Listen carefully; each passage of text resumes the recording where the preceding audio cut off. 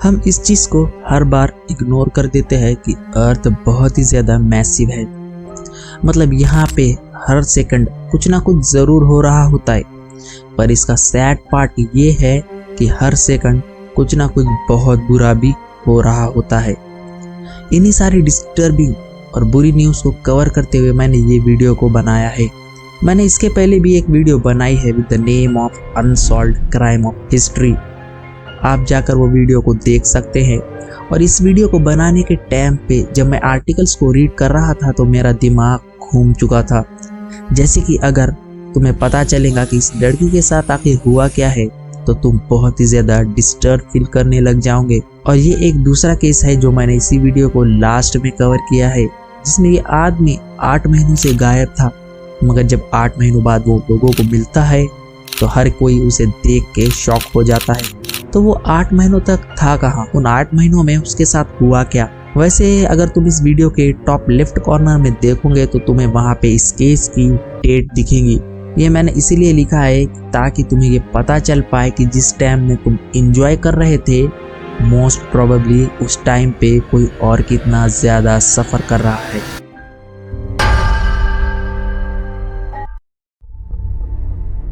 California में एक आदमी को अरेस्ट कर लिया जाता है क्योंकि वो पब्लिक प्लेस में एक एक्चुअल ह्यूमन लेग को कैरी कर रहा था।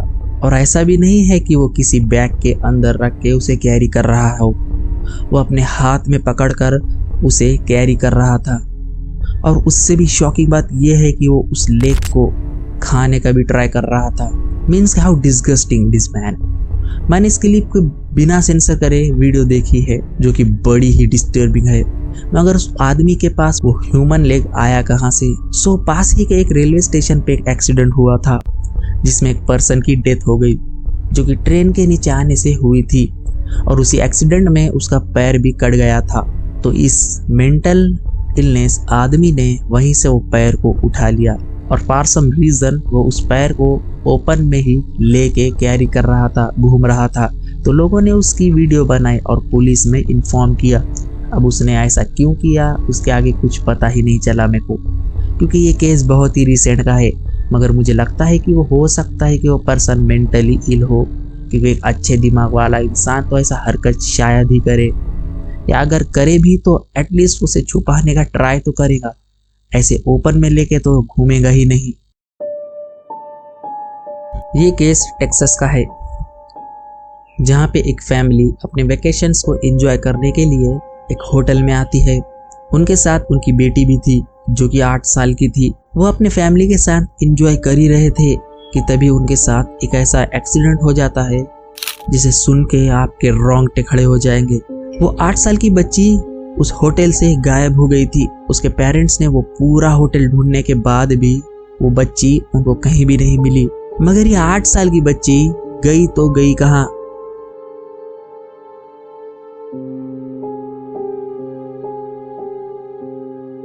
इसी चीज का पता लगाने के लिए उसकी फैमिली उन होटल वालों से रिक्वेस्ट करती है कि कैमरा चेक करने के लिए। वो कैमरा चेक करेंगे और उनकी बच्ची का कुछ ना कुछ तो पता लग ही जाएगा। ये सोचकर उन होटल वालों से वो रिक्वेस्ट कर रहे थे। मगर होटल स्टाफ कहता है कि हम कैमरा सिर्फ पुलिस की मौजूदगी में ही चेक करवा सकते हैं। तो घर वाले के पास ज्यादा चॉइस भी नहीं थी। वो फटाक से पुलिस को इन्फॉर्म करते हैं और पुलिस की मौजूदगी में वो कैमरास को चेक करवाते हैं, जिससे पता चलता है कि वो 8 साल की बच्ची स्विमिंग करने के लिए पूल के अंदर जाती तो है पर वहां से कभी बाहर आती ही नहीं। अब हो सकता है कि तुम्हें लगेगा कि वो 8 साल की बच्ची ही तो है, हो सकता है उसे स्विमिंग आती ही ना हो और वो गलती से स्विमिंग पूल के अंदर गिर गई जिसके कारण उसका एक एक्सीडेंट हुआ हो। मगर ऐसा कुछ था ही नहीं, उस बच्ची को स्विमिंग अच्छे से आती थी। तो फिर उसके साथ पूल के अंदर हुआ क्या था। अकॉर्डिंग टू द रिपोर्ट्स उस स्विमिंग पूल के अंदर एक ओपन ड्रेनेज पाइप था स्विमिंग पूल के पानी को चेंज करने के लिए। और जब उन लोगों ने गलती से पानी को निकालने की कोशिश की तो उस पाइप के अंदर इतना ज्यादा प्रेशर बन गया कि उसने एकदम से उस बच्ची को उस ड्रेनेज पाइप के अंदर ही खींच लिया। अब आई डोंट नो कि तुम इस चीज को समझ पा रहे हो या नहीं, ये कितना ज्यादा हॉरिफाइंग है। एंड इवन फायर फाइटर्स की टीम को भी मोर देन 13 हॉर्स लग गए थे उस बच्ची की बॉडी को उस पाइप से निकालने के लिए। तो तुम उस पाइप का प्रेशर इमेजिन कर ही सकते होंगे। अब इसके बाद उस बच्ची की फैमिली ने एक लॉ सूट फाइल किया फॉर $1 मिलियन। एंड ये है उस बच्ची की लास्ट फोटो। ये लोग यहाँ बस इंजॉय करने आए थे, मगर लाइफ इतनी ज्यादा अनप्रिडिक्टेबल है कि आगे क्या हो जाए। अब ये वाला केस इंडिया से है और ये बहुत ही ज्यादा डिसगस्टिंग है। ये केस उत्तर प्रदेश का है, जहाँ पे एक 21 साल के लड़के ने एक 17 साल की लड़की को अपने पास फोर्सफुली 3 दिन तक रखा था। अब तुम्हें लगेगा कि केस खत्म, पर नहीं, उसके साथ 3 दिन तक सेक्सुअली असॉल्ट भी किया गया था और केस अभी भी खत्म नहीं हुआ है। इसके बाद उस लड़के ने एक गरम रॉड ली और उस लड़की के फेस पे अपना नाम लिख दिया। यस, गरम रॉड से उस लड़की के फेस पे अपना नाम लिख दिया था। एक बार तुम ये फोटो देखो। आई डोंट थिंक कि अब मुझे तुम्हें ज्यादा एक्सप्लेन करने की जरूरत है, बट ये बात जान लो कि कभी छोटी सी चिंगारी भी हमारी हाथ पे या कहीं पे लग जाए तो आपकी जान निकल जाती है। इसलिए मुझे काफी हॉरिफाइंग लग रहा है इसको सुनने के बाद। बट वो लड़का था कौन और उसने ऐसा किया ही क्यों? थोड़ा सा ढूंढने के बाद उस लड़की ने उस लड़के के मैरिज प्रपोजल को डिक्लाइन कर दिया था। मतलब कि उसका मैरिज प्रपोजल डिक्लाइन करने पर उस लड़की को 3 दिन तक पकड़ के रखा एंड उस 3 दिन में उसके साथ रेप किया गया एंड उसके फेस पे एक गरम रॉड से अपना नाम लिख दिया। I mean what is happening in India?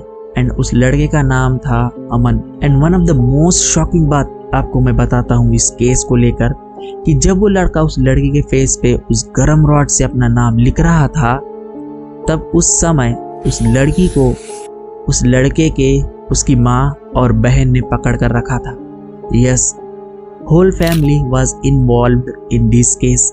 मतलब कैसे ये लोग कर सकते हैं जबकि वो उसकी माँ और बहन खुद एक फीमेल है, but at the same time police ने उन सबको अरेस्ट कर लिया है। लेकिन उसके आगे हुआ क्या है वो ज्यादा कुछ मुझे पता नहीं चला। US 27 April 2022 wife Jennifer and husband Richard. 27 अप्रैल को जब जेनिफर घर पे नहीं होती तो तब रिचर्ड उसको कॉल करके कहता है कि वो घर से काम के लिए थोड़ा जल्द ही निकल रहा है। जेनिफर कहती है कि हाँ ठीक है, तुम जा सकते हो, बिकॉज ये बात काफ़ी नॉर्मल है कि कहीं जाना है तो कॉल कर कर बता दिया, इट्स अ नॉर्मल थिंग। वो इस बात पे ज़्यादा ध्यान भी नहीं देती है। बट जब जेनिफर घर वापस आती है तो उसको रिचर्ड की कार घर पे ही पार्क मिलती है। It's weird.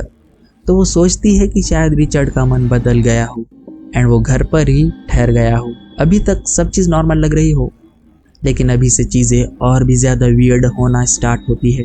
जेनिफर रिचर्ड को घर के अंदर पूरा ढूंढती है, वो उसको कहीं भी नहीं मिलता। वो बाहर देखती है, कॉल करती है, everywhere she finds him, but वो उसको कहीं भी मिलता ही नहीं।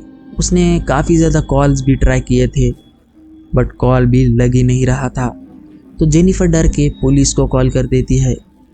अब पुलिस इनके घर आती है एंड यहाँ से एक इन्वेस्टिगेशन स्टार्ट होती है। सो पहले पुलिस उनके घर से ही प्रूफ्स को ढूंढना शुरू करती है, लेकिन उनको ऐसा कुछ स्पेशल चीज मिलती ही नहीं जिससे वो रिचर्ड को ढूंढ पाए। इसके बाद वो रिचर्ड के दोस्तों और जानने पहचान वालों से पूछताछ करते हैं, बट वहां से भी उनको कुछ लीड मिली ही नहीं। पुलिस लोकल स्ट्रीट्स के सभी CCTVs को भी चेक करती है, बट उन CCTVs में भी उनको कुछ भी पता नहीं चलता, ना ही रिचर्ड की कार या फिर ना ही रिचर्ड। उन CCTVs में भी रिचर्ड के बारे में कुछ भी नहीं दिखाई देता। आखिर रिचर्ड गया तो गया किधर था? पुलिस को एक छोटी सी लीड की जरूरत थी जिससे वो अपनी इन्वेस्टिगेशन को आगे तक ले जा सके। अनफॉर्चुनेटली उनको कुछ मिल ही नहीं रहा था। अब पुलिस को कुछ मिल ही नहीं रहा था तो पुलिस ने भी इस केस को ड्रॉप कर दिया। ये केस थोड़ा ठंडा पड़ गया था। अभी मैंने जितनी भी चीजें बताई वो सब अप्रैल 2022 में हुई थी, और ऐसे देखते ही देखते दिसंबर का मंथ भी आ गया था। फिर रिचर्ड गया तो गया कहाँ? जेनिफर टाइम के साथ साथ अपने आप को रिकवर कर रही थी। अब दिसंबर का मंथ आ चुका था, क्रिसमस का दिन था। जेनिफर अपने घर को डेकोरेट करने का सोच रही थी, तो उसके घर के स्टेयरकेस के नीचे एक स्टोरेज एरिया था जो कि थोड़ा हिडन टाइप भी था। तो वो नीचे जाती है तो उसको एक बहुत ही ज़्यादा हॉरिफाइंग चीज़ देखने को मिलती है। उस स्टोरेज रूम में जेनिफर को उसके ही हस्बैंड यानी रिचर्ड की बॉडी मिलती है। जो कि पिछले 8 महीनों में एक मम्मी की तरह हो चुकी थी, एक स्केलेटन की तरह दिख रही थी। जिस रिचर्ड को वो लोग पूरे सिटी में ढूंढ रहे थे वो उन्हीं के ही बेसमेंट में था। इस चीज को देखकर जेनिफर पुलिस को कांटेक्ट करती है। अब पुलिस को रिचर्ड की बॉडी मिल चुकी थी, तो सवाल ये उठता है कि हुआ कैसे था? रिचर्ड को किसी ने मारा था या रिचर्ड ने खुद की ही जान ले ली? अब पुलिस की ड्यूटी यहाँ से स्टार्ट होती है। रिचर्ड मरा कैसे था? तो पुलिस पोस्टमार्टम से ये बताती है कि रिचर्ड ने सेल्फ हार्म से अपनी जान ले ली है। मीन्स कि आप समझ ही जाओ। रिपोर्ट में यह भी था कि बॉडी के साथ कोई भी छेड़खानी की ही नहीं गई थी। जेनिफर ने यह बताया था कि रिचर्ड को थोड़े मेंटल हेल्थ प्रॉब्लम थे, शायद किसी प्रॉब्लम से उसने ये किया हो। बड़ी बात यह थी कि वो बॉडी मिली कैसे नहीं थी? स्मेल तो आनी चाहिए थी, वो भी नहीं आई। तो मुझे इसके बारे में कुछ मिला ही नहीं। मैंने काफ़ी सारे आर्टिकल्स पढ़े हैं पर ज़्यादा कुछ इन्फॉर्मेशन उसमें मिली नहीं। लेकिन कुछ आर्टिकल्स में ये बताया जा रहा है कि वो बेसमेंट में पहले से ही काफ़ी गंदी स्मेल आती थी, तो इसीलिए उसे उस बॉडी की स्मेल आई नहीं थी। लेकिन ये रीज़न बेतुका लगता है। पर एक दूसरा रीज़न भी ये बताया जा रहा है कि रिचर्ड की बॉडी ममीफाइड थी, ना कि डिकम्पोज्ड। बॉडी ममीफाइड थी तो उससे स्मेल आई नहीं। ऐसे काफ़ी सारे कमेंट्स मैं उन आर्टिकल्स के नीचे पढ़ रहा था। बहुत से लोग उसकी वाइफ पर ही शक कर रहे थे, लेकिन कहीं कुछ ऐसा पता नहीं चला कि उसी ने ही ये सब किया हो। बट मे बी आपको क्या लगता है?